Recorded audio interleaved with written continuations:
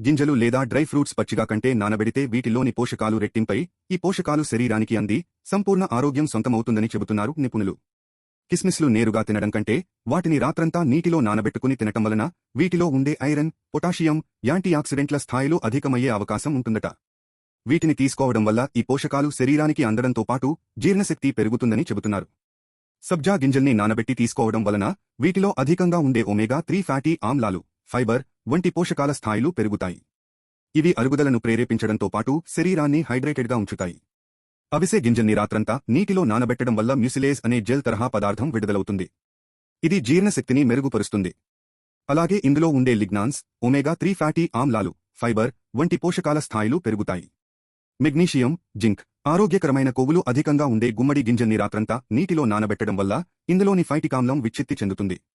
ఇది శరీరంలోకి చేరి ఆహారంలోని పోషకాన్ని సులభంగా గ్రహించే శక్తిని శరీరానికిస్తుంది. బాదం పప్పులు, వాల్నట్స్ని నేరుగా తినడం కంటే నీటిలో నానబెట్టడం వల్ల త్వరగా జీర్ణమై పోషకాన్ని గ్రహించే శక్తిని శరీరానికి అందిస్తాయి.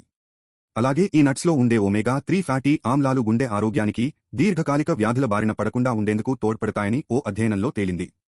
క్వినోవాను నానబెట్టుకుని వండుకుంటే ఇందులోని ఫైబర్ రెట్టింపై జీర్ణశక్తిని పెంచుతుంది. వండే ముందు ఓట్స్ని ఓ గంటపాటు నానబెట్టడం వల్ల వాటిలోని ఫైటిక్ ఆమ్లం స్థాయిలు కూడా తగ్గి జీర్ణశక్తి మెరుగుపడుతుంది. వండే ముందు పప్పుల్ని నానబెట్టడం వల్ల వాటిలోని సంక్లిష్ట చక్కెరలు విచ్ఛిన్నమవడంతో పాటు త్వరగా జీర్ణమవుతాయి. అలాగే వండే సమయం కూడా ఆదా అవుతుంది. నట్స్, గింజల్ని నానబెట్టడం సరే, కానీ వేటిని ఎంతసేపు నానబెట్టాలి అన్న సందేహం చాలామందిలో ఉంటుంది. ఈ క్రమంలో నట్స్, గింజల్ని 6 నుంచి 8 గంటల పాటు నానబెట్టాలంటున్నారు నిపుణులు. అదే పప్పుల విషయానికొస్తే 8 నుంచి 12 గంటలు నానబెట్టడం వల్ల ఫలితం ఉంటుందంటున్నారు.